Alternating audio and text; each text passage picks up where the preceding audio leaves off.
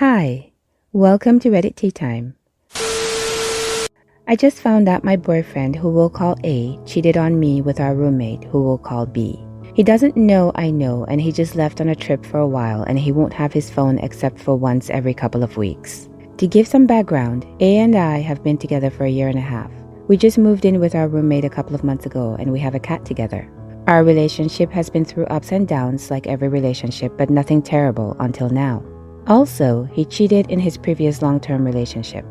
B and I have been friends since A and I first started dating. A and I met B on the same day. A always tells me how he has a problem with B and acts like he doesn't like her when we're talking about our household. He keeps a journal that I've seen him write in before, and because he's been acting differently and just left for his trip, I decided to read it. Don't crucify me, I know I shouldn't have. One of the most recent entries states that he cheated with B and how guilty he feels about it. What I'm torn about is how much I love him but hate him right now at the same time. We're on a lease together, have talked about marriage, kids, finances, and we have a cat together. I don't want to have to move out of the place I'm living in, but I can't stand to live with B anymore knowing what I know now. I also don't know what to do about our cat either. We both agreed that if we broke up, he would keep her. I don't know exactly when he cheated, but I have an idea of when. He wrote that he got drunk and they did it, and I'm pretty sure I was sleeping on the couch when they were getting drunk. I don't know exactly what my next moves are. I have a trip planned to visit his mom, and he's met all of my family and I've met all of his. I also want to confront my roommate and my boyfriend, but I don't know how to go about it without telling them how I found out. I don't have any family near me either, and I can't easily move out and find another place. How should I go about confronting them? Edited to add, for those of you who say he's going to do it again on this trip, there's nothing more I can say without giving identifiable info, other than that we're dual military, he's in a school, and he's physically unable to cheat again while he's gone. I've talked to him a couple of times since I found out, but for now I'm playing dumb. I didn't mention in the original post, but we have another roommate who we'll call C. Only relevance he really has to this though is that he's B's ex, and yes, they both cheated on each other too, crazy I know. I stayed with a friend last night, drank a little bit and played some video games to get my mind off of it. For now, I'm trying to plan my exit strategy depending on the outcome of the confrontation. But I'm unsure of how long I have because the duration of A's trip depends on if he passes or fails the tests. It could be 3 weeks, it could be 3 months. First thing I'll be doing is getting screened for STDs and STIs. I don't know if he used a condom or not, but either way, I still would get tested. I won't know the full details of what happened until I confront him, and so I'm also using this time to think of what points to make, and if I want to go full scorched earth, tell his family, leadership, friends, etc., or if I want to keep it on the DL and have a clean break. For now, I'm ignoring B and C as much as I can and trying to keep busy. I know I haven't been responding to messages, but trust me, I appreciate all that y'all have said, and I have been considering it all. Also, I'm definitely canceling the trip to see his mom. I love her so much and it would cause too much pain for me to go. And now for some comments. Sounds like you're putting up a lot of barriers for yourself to avoid doing what needs to be done. And that's okay, this is a shock, and if you need a break, take it. Go stay with family or a friend for a few days. Cry, eat ice cream, let yourself process. When you're ready to actually confront this, there'll be some hard truths to accept. You said, I don't want to have to move out of the place I'm living in. You can not want something and still do it because it's the healthiest thing to do. You know that at a minimum, you can't keep living with both of these people. Something's going to have to change. You said, I also don't know what to do about our cat. Sadly, yes you do. You already agreed that he would keep the cat if you broke up.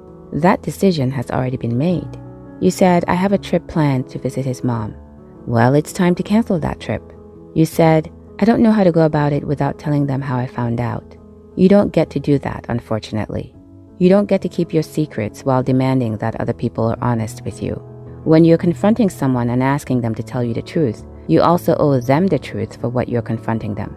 You've been put in a rough situation and it's not your fault, but there's a lot for you to accept so that you can move forward. It doesn't matter how you found out. Sure, you shouldn't be reading other people's journals, but you definitely shouldn't be cheating on your girlfriend with your roommate while she's sleeping in the next room. He knows what he did.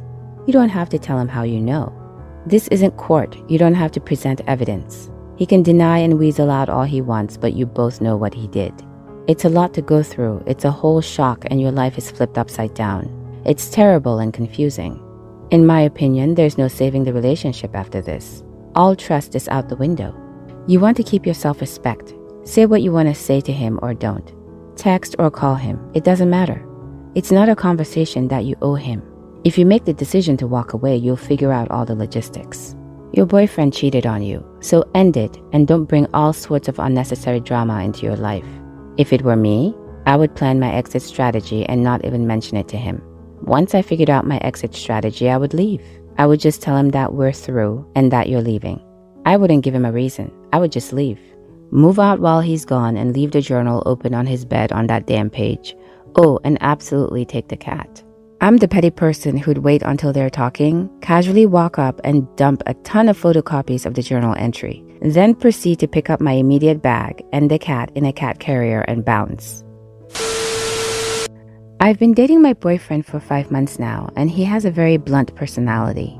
We live in Korea for context. He's Korean and I'm not. Most Korean women are slim and petite. I'm short, stocky, and recently, because of a hormonal imbalance, I've gained a lot of weight.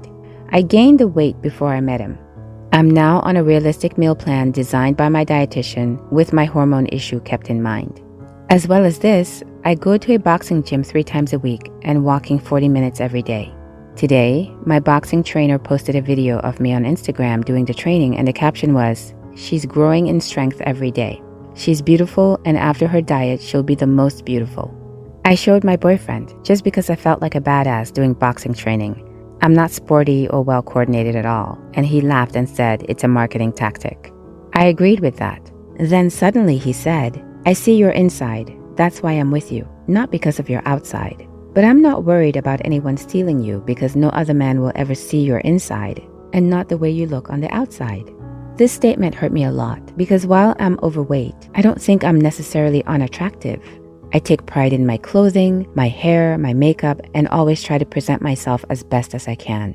Before I met him, I always went on plenty of dates. I guess I want to know what you would do in this situation. This isn't the first time he's made comments about my body. His nickname for me is the Korean word for fatty, but it never bothered me as much until he said what he said. My self-esteem is on the ground. Now for some comments. I wouldn't stay with someone who makes rude comments about my appearance. He has no respect for you saying stuff like that. That's exactly what he wanted. He wants you to doubt yourself and to sink your self-esteem so that he doesn't have to work too hard to keep you. It's a common tactic for immature, insecure people. My advice would be to prove him wrong. I'm chuckling because I used to be engaged to a South Korean man myself and he's just like your boyfriend. Very blunt. Or is it more cruel, I wonder? The thing is, I never made any negative comments about his appearance or physical aspect. I always complimented him as handsome and good-looking while he would happily share his negative opinion on how I looked in his eyes. He, my ex, said that I was not beautiful enough in terms of Asian standard. I'm Asian myself and frankly, my height did scare off many Asian men. I'm tall and I was taller than my ex too, by the way, so he's not concerned about other men wanting me romantically. Ironically, that's the best part about the relationship with him. He was never jealous of my many male friends or ever acted insecure around me. He was cool with me having many male friends because he thought none of them would ever be attracted to me, lol. But I prefer my husband's way though. Husband is not an Asian man. Unlike my ex, my husband sees me via the lens of love rather than hard fact. He always tells me how beautiful I was, and to him I'm the most beautiful woman in the world. Oh, come on, I know I'm not, but it's so nice and flattering when your partner idolizes you and is so adamant on that. With my husband, I don't have to ask him how I look. He always offers sweet things to say to me. He notices when I make an effort, dress up, put on makeup, etc. My ex, not so much. He only noticed when I wasn't up to his standard, i.e. when I gained weight so he wanted me to lose weight. And like your so-called boyfriend here, my ex would chide me and call me chubby in Korean too when he thought I needed to lose weight. There's a reason why I broke up with him, OP. Think about it hard. Do you want to be with someone who doesn't uplift your spirit? Take care.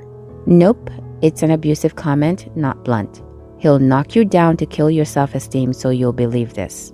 Keep on boxing and following your diet. You're a strong and beautiful woman. Never let a man tell you otherwise. I've always loved my aunt and uncle, even living in different provinces. They're kind, nerdy, quirky, and in some ways more like me than my own mom is. They have a son several years younger than me who I only saw occasionally as he was growing up because we lived far apart. A year and a half ago, I moved to a new province around the same time my cousin was also moving to this province, which has a brutal rental market, so I said he could move into my spare room while he looked for his own place. In the year he lived with me, he went to see one single apartment, never swept the dirt he brought in from work, never cleaned the bathroom that he monopolized, smoked weed in the house and lied about it, never washed his sheets, destroying a brand new mattress, nearly started a fire in the kitchen and watched me clean it up, and on and on. There's more to it, including him bragging about the money he was making and saving but not ever offering to pitch in for a bill or talk about paying more rent than the less than half of the market rent I offered when he first moved. A lot of the problems comes down to me not being able to stand up for myself or to state clearly my expectations, etc. But frankly, I never expected to be treated so inconsiderately by a family member, especially from that branch of the family I love so much. The closest I got to an apology after I had had enough and asked him to move out was, "I don't know how to apologize meaningfully." My aunt finally found out that her son is disgusting and treated my home like he didn't give a damn and wants to talk to me on the phone. Do I bother? A friend asked what I was hoping to get out of the conversation. I think I want an acknowledgement that her adult son is not finished growing up, or that they messed up something in raising him, or at least that she's embarrassed and sorry. Just some acknowledgement that I'm the wronged party, and she and my uncle stopped making stupid comments about my cousin getting kicked out during family chats. Now for some comments. Be careful. The fact that your aunt and uncle keep dropping lines like, "getting kicked out," sounds like they're blaming you. And sometimes, enablers still continue to blame others. You're not telling me that this lad's behavior was so appalling with you, yet at home he behaved perfectly and they had no idea. Talk to her if you wish, but be prepared to defend what you did and have to explain as opposed to receive an apology. Also, I personally wouldn't accept these little digs in the group chat without digging back. When they say he got kicked out, I'd be like, yes, and I can still smell the marijuana in my flat. Or, yes, he had to get kicked out as he nearly burned my bloody flat down. Or, he ruined a mattress with his awful body secretions, etc. It might not improve your family relations, but I bet it would stop their passive-aggressive little digs. That side of the family didn't give a damn about you when you were suffering the treatment of their horrible son. Why should you tiptoe around their feelings? Finally, please use this as a wake-up call to develop a spine and boundaries. I mean this kindly. You sound like a truly lovely person, but some people take kindness for weakness and stomp all over you. Maybe look at self-development, YouTube stuff on boundaries, standing up for yourself, dealing with narcissists, etc. It'll help you in the future when you encounter such people. It's up to you regarding the phone call, but consider the fact it might be the opposite of an apology and how you would feel. But it may be good for you to lay all their son's behavior out in gory detail, as they may not be fully aware. I'm not sure either way, to be honest, mate. Take care, OP. I had a similar situation with my younger cousin. I had to go no contact with my aunt, uncle, and cousin. He's a mess. They coddle him. Frankly, he was not my responsibility. Hope you can resolve amicably. But don't accept any negative comments about kicking out your cousin. It's your house, your rules. Don't tolerate any disrespect. I was awakened at 5 a.m. by a call from my mom asking for my state ID. I had a picture in my phone and was about to send it right away until I started to gain some more clarity from sleep and ask, "What's it for?" And my mom gave a little chuckle and said it's for my older sister who got pulled over without a license driving her car. I can't believe I almost sent my license too. I never thought my mom could ever be okay with possibly screwing up my future. My sister did this before by getting pulled over and giving a picture of my license I had then, and I got a fine of reckless driving and child endangerment with the state. This could have really affected me as I'm a pediatric nurse, but I went to the courthouse and got it all sorted out. This occurred just a couple of years ago. My sister has been a problem all her life, in and out of a psych ward as kids, hanging out with the wrong crowds in her adulthood, having 5 kids by 4 different men, and is currently pregnant by a 5th random guy.